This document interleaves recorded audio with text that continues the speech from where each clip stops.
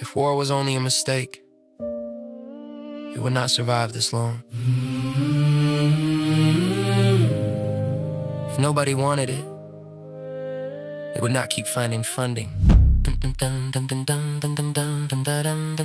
Yeah. War is sold to the public as sacrifice, but somewhere else it is processed as supply. A speech calls it duty, a spreadsheet calls it growth, a mother calls it loss, a market calls it movement. Steel gets ordered before morning starts, contracts mature while sirens burn the street. A headline says crisis, a ledger says demand, a convoy leaves a factory and enters history as grief. That is not poetry, that is structure.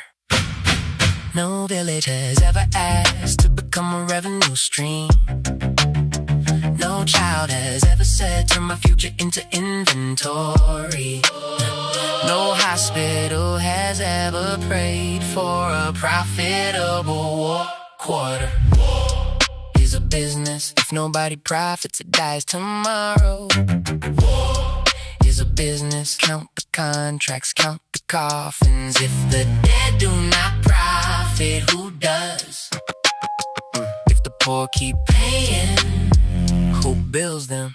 Count the contracts, count the coffins, count the budgets, count the bodies. They tell you weapons keep peace, then sell peace by the ton. They say strength protects life, then price protection per unit. They do not always need victory. Sometimes instability is enough to justify spending, enough to move stock, enough to renew fear, enough to reopen the argument. A threat expands, so does the budget. The budget expands, so does the factory. The factory expands, and soon a generation learns. War is tragic on camera, but productive off camera. They call it deterrence when warehouses fill. They call it security when numbers rise. But if safety was the product, why does grief remain the most reliable delivery?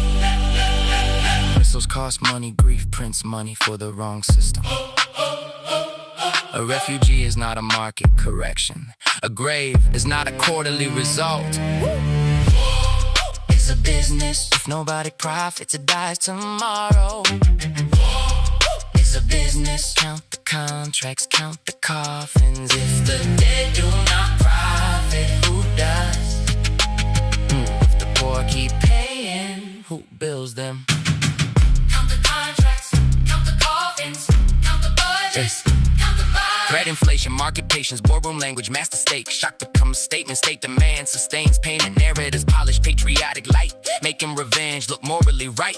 Repeat the frame until the frame feels true, then hand that truth to a frightened youth.